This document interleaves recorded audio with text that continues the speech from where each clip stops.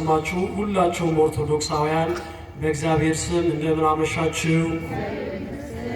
አመሻችሁ። አሜን። በቸርነቱ በምህረቱ በቅድስናው አደባባይ ለአምልኮት የሰበሰበን የአባቶቻችን የቅዱሳን አምላክ ልዑል አምላካችን እግዚአብሔር በድጋሜ ለስም አጠራሩ ክብርና ምስጋና ይድረሰው።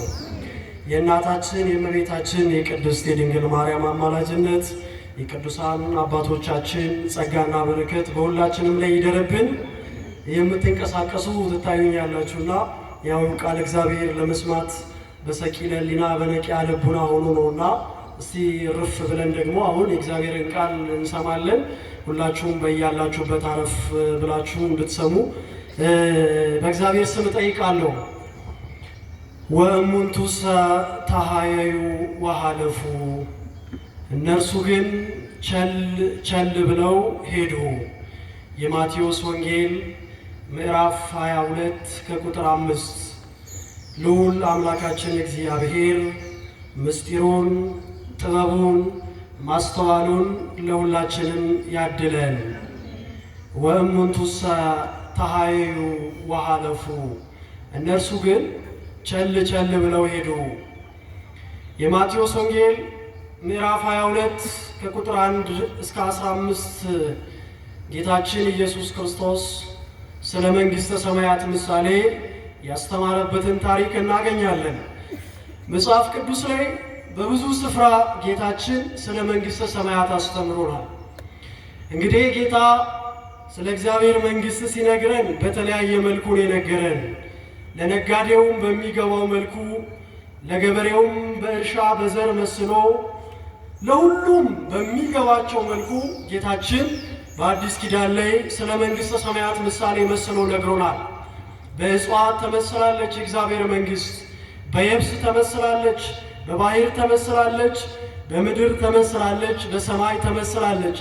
የሰው ልጅ ሁሉ በሚያየው ነገር ሁሉ ጌታችን የእግዚአብሔርን መንግሥት መስሎ አስተምሮናል። ለምንድን ነው የነገረን ጌታችን? ሁሉም በተሰማራበት ስራ ሁሉ የእግዚአብሔርን መንግሥት እያሰበ እንዲሰራ ስለተፈለገ ነው ጌታችን የእግዚአብሔርን መንግሥት በብዙ ነገር እየመሰለ የነገረን። በዚህ የመጽሐፍ ቅዱስ ክፍል ላይ ደግሞ የምናገኘው ትመስል መንግሥተ ሰማያት ብእሴ ንጉሠ ዘገብረ ከብካበ ለወልዱ፣ የእግዚአብሔር መንግሥት ንጉሥ ለልጁ ሰርግ ያደረገለትን ትመስላለች ይለናል። እና በዚህ የመጽሐፍ ቅዱስ ክፍል ላይ የእግዚአብሔር መንግሥት በአንድ ንጉሥ ለልጁ ሰርግ ባደረገበትን በሰርግ መስሎ ጌታችን ያስተማረበትን የመጽሐፍ ቅዱስ ክፍል እናገኛለን። በድጋሚ አምላካችን ምስጢሩን ጥበቡን ማስተዋሉን ለሁላችንም ያድለን። አሜን አትሉም እንዴ? ንጉሥ የእግዚአብሔር መንግሥት ንጉሥ ለልጁ ሰርግ ያደረገለትን ትመስላለች ያለ ጌታችን። ታዲያ የሚያገባው የንጉሥ ልጅ ነው። እንኳን የንጉሥ ልጅ ይቅርና የአንድ ሰው ወይም የአንድ የቀበሌ ሊቀመንበር የአንድ ክፍለ ከተማ ኃላፊ ልጅ እንኳ ሰርጉ ሲደገስለት ለሰርጉ ምን ያህል ዝግጅት እንደሚደረግ ለሁላችንም አዲስ አይደለም። ጌታችን ግን በዚህ የመጽሐፍ ቅዱስ ክፍል ላይ እንዲህ ብሎናል። የሚያገባው የንጉሥ ልጅ ነው። ስለዚህ በዚህ በንጉሱ ልጅ ሰርግ ላይ ታላቅ ድግስ እንደተዘጋጀ ይነግረናል። የሚያምሩ የሰቡ ፍሪዳዎች ታርደዋል። ድንኳኑ ተጥሏል። በድንኳን ውስጥ የሚያምሩ በጌጥ የተዋቡ ወንበሮች ተደርድረዋል። ጠጁ ተጥሏል። ፍሪዳው ታርዷል። ሁሉ ነገር ተዘጋጅቷል። ወኩሉ ድልው ውእቱ ይለናል መጽሐፍ። ሁሉ ተዘጋጅቷል። የሚቀሩት ወደ ንጉሱ ልጅ ወደ ሰርጉ ድግስ የሚመጡ እድምተኞች ብቻ ነው። ታዲያ ንጉሱ ለልጁ ይህንን የሚደንቅ የሚያምር የተዋበ ድግስ ካዘጋጀ በኋላ አገልጋዮቹን ጠራና ወደ ከተማ ላካቸው። እንግዲህ ልጄ ያገባል፣ በልጄ ሰርግ ላይም ፍሪዳዎች ታርደዋል፣ ጠጁም ተጥሏል፣ ሁሉ ነገር ተዘጋጅቷል። ወደ ሰርጌ ወደ ደስታዬ መጥታችሁ ብሉልኝ ጠጡልኝ ብላችሁ የከተማውን ሕዝብ ሁሉ ጥሩልኝ አለ። በመንገድ የሚያልፈውን ሁሉ ጥሩ። ማንም በከተማ በዚህ መንደር ያለ በዚህ ሀገር ያለ ሰው ማንም እንዳይቀር ትንሹም ትልቁም በሰርጌ ላይ እንዲታደም እፈልጋለሁ ብሎ ሎሌዎቹን ወደ ከተማ ላካቸው ይለናል። ታዲያ እነዚህ የንጉሡ አገልጋዮች ግን ወደ ከተማ ወጥተው እድምተኞቹን ወደ ሰርጉ ሲጠሯቸው እድምተኞቹ ወደ ሰርጉ ለመምጣት አልወደዱም ይላል መጽሐፍ። ታዲያ ወደ ንጉሡ ተመልሰው ሎሌዎቹ ንጉሥ ሆይ ቃልን አክብረን ወደ ከተማ ወጣን፣ ነገር ግን እድምተኞቹ ሕዝቡ ወደዚህ ድግስ ሊመጣ አልወደደም አሉት ንጉሡን። ንጉሡም ከበፊቱ ይልቅ የሚበዙ ብዙ አገልጋዮችን በድጋሜ ወደ ከተማው ላከ። ንገሯቸው፣ በዚህ ሰርግ ላይ ሁሉ ነገር ተዘጋጅቷል፣ ኑና ብሉልኝ ጠጡልኝ ይላችኋል ንጉሥ አላቸው። እንዲህ የሚል ይገኛል እንዴ? የሰማችሁ ነው? እንዲህ የሚል ይገኛል? ብሉልኝ ጠጡልኝ የሚል ወዳጅ። ይልቁንም ደግሞ ንጉሥ፣ የከተማ ንጉሥ ወደ ሰርጌ ኑና ብሉልኝ ጠጡልኝ የሚል ንጉሥ የለም። ሎሌዎቹም ወደ ከተማ ወጥተው በድጋሜ ንጉሥ ወደ ሰርጉ ጠርቷችኋል፣ እንድትመጡ ጋብዟችኋል አሏቸው። አሁንም በከተማው ያሉ ሕዝብ ወደ ንጉሡ ድግስ ለመምጣት አልወደዱም። ቦዘወረ ውስተ ገራይቱ ወደ እርሻ ስራው ይሄዳል፣ ወቦዘወረ ውስተ ተናግዶቱ ወደ ንግድ ስራቸውም ይሄዱ አሉ። ወቦ ዘወረ ውስተ አጸደ ወይኑ ወደ ወይን ስራውም ይሄዳል።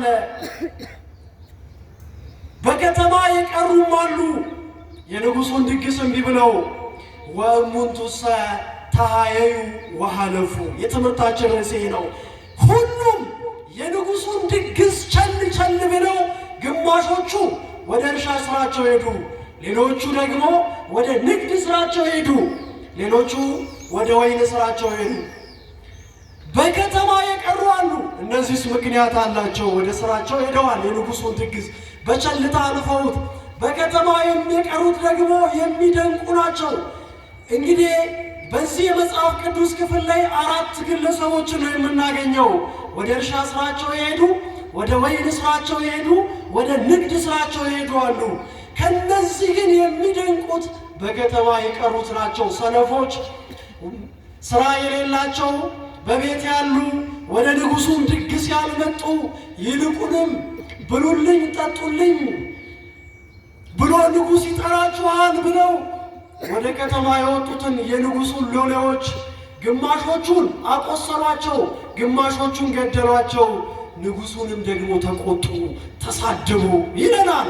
አምላካችን እግዚአብሔር ከዚህ ይሰውረን ይሰውረን።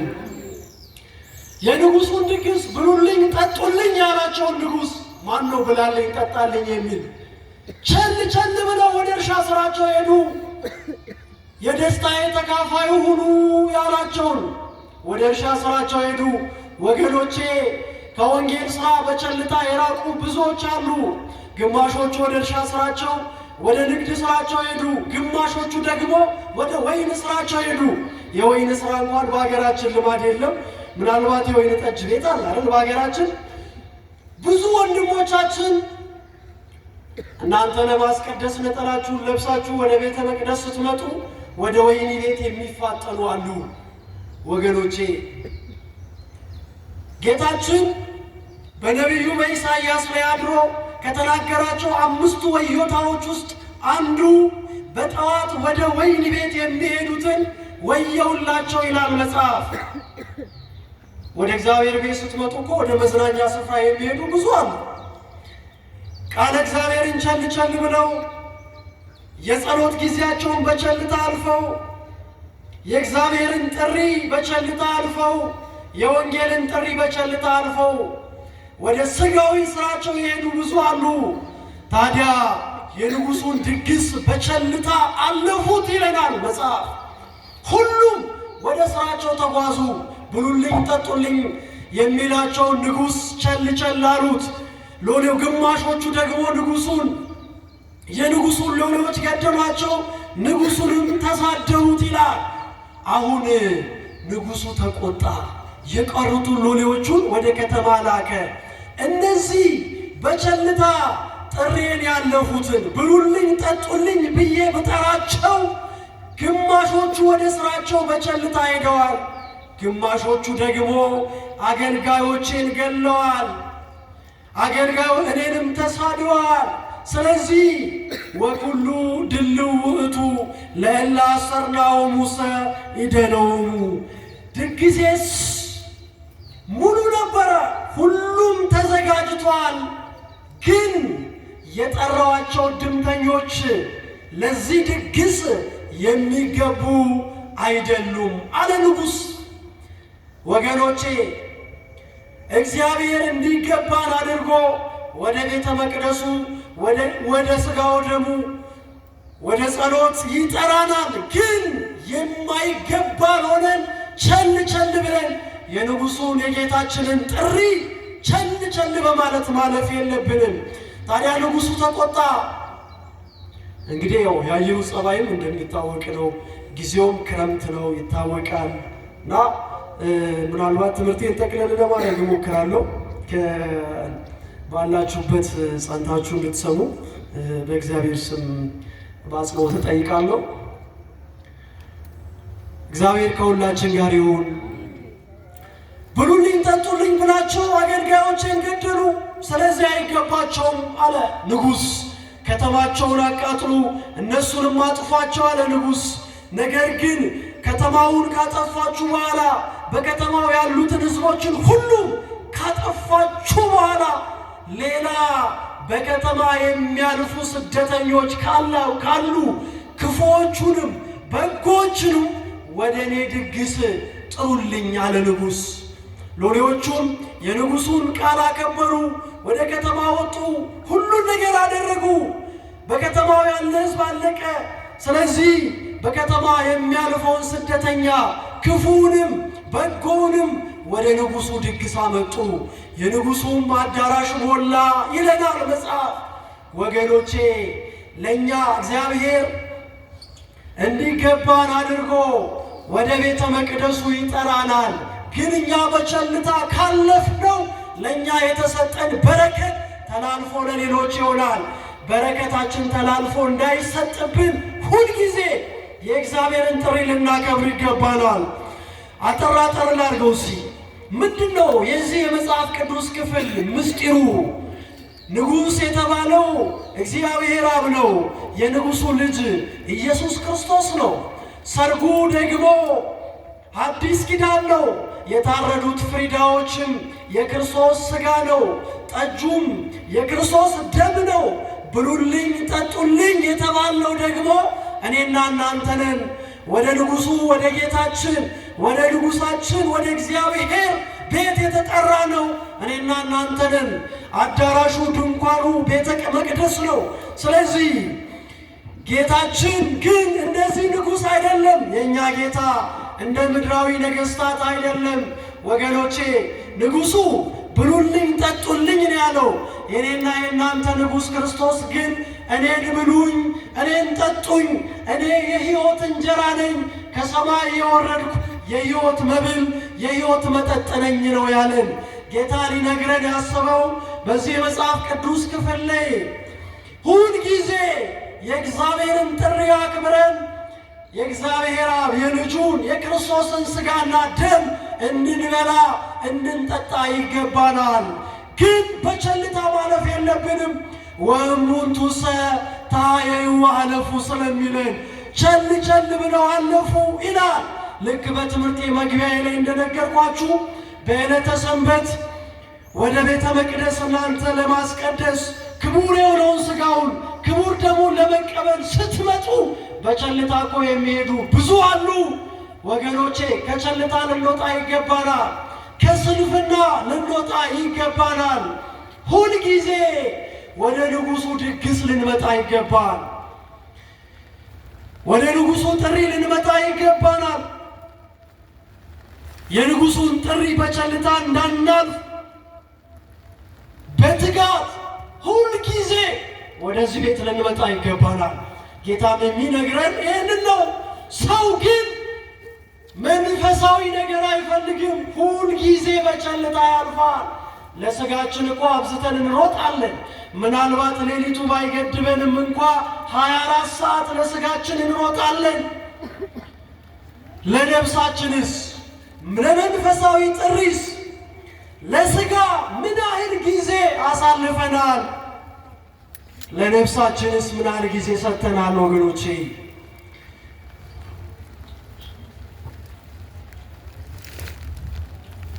ትንሽ የአየሩ ጸባይ ይከብዳል። ሁል ጊዜ መንፈሳዊ ጥሪ አክብረን የንጉሡን የእግዚአብሔርን ጥሪ አክብረን ወደ ቤተ መቅደሱ መጥተን ከልጁ ድግስ ልንካፈል ይገባናል። እንዲገባን አድርጎ ስለጠራን ጌታችን ወገኖቼ ሁል ጊዜ እግዚአብሔር ይጠራናል። ብሉልኝ ጠጡልኝ አይደለም የሚለን የኔና የእናንተ ንጉሥ። እኔን ብሉኝ እኔን ጠጡኝ የሕይወት እንጀራ እኔ ነኝ ነው የሚለን ወገኖቼ። በዚህ የመጽሐፍ ቅዱስ መዝጊያ ላይ ጌታችን አንድ ቃል ይነግረናል። እንዘ ብዙኃን ጽዋዓን ወኅዳጣን ሕሩያን። የተጠሩ ብዙዎች ናቸው፣ የተመረጡ ግን ጥቂቶች ናቸው ይለናል። ከተመረጡት ወገን እንድንሆን ይገባናል። ወደ ንጉሡ ጥሪ የተጠራችሁ እኮ እናንተ ብቻ አይደላችሁም። ዛሬ ይህንን የንጉሡን ድግስ ለመካፈል ወደ ቤተ መቅደሱ የተጠሩ ብዙዎች ናቸው። እናንተ ብቻ አይደላችሁም። በዚህ ከተማ ያለው ኦርቶዶክሳዊ ብቻ አይደለም። ግን ብዙዎች የተጠሩ ቢሆንም የተመረጡት ግን ጥቂቶች ናቸው። ከተመረጡት ወገን ስላደረገን አምላካችን እግዚአብሔር ለስም አጠራሩ ክብርና ምስጋና ይድረሰው። እንግዲህ በሌላ ቀን የአየሩ ጸባይ ሲስተካከል እግዚአብሔር በፈቀደልን ሰዓት ይህንኑ ርዕስ አንስተን በሰፊው የቀረንን ነገር እንማማራለን። በቀረው ነገር አምላካችን እግዚአብሔር እንግዲህ ምስጢሩን ጥበቡን ገልጦ አስፍቶ የሰማነውንም ቃል በልቦናችን እንዲያሳድርብን የእርሱ ቅዱስ ፈቃዱ ይሁንልን። ከታላቅ ይቅርታ ጋር በዝናብ ውስጥ ቁጭ ብላችሁ እኛ በጥላ ስለሆነን ማስተማር ለእኛም ይከብዳልና እንግዲህ ለጠቢብ አሐቲ ቃል ተበቁ ነው የሚለው መጽሐፍ። ብዙ የተማራችሁም ስለሆናችሁ መምህር ካሊም ቅድም ሲያስተምሩን ነበረ። ይቅርታ ጠይቃለሁ ስለነበረን ጊዜ። እግዚአብሔር ስሙ የተመሰገነ ይሁንልን። ወስብሐት ለእግዚአብሔር።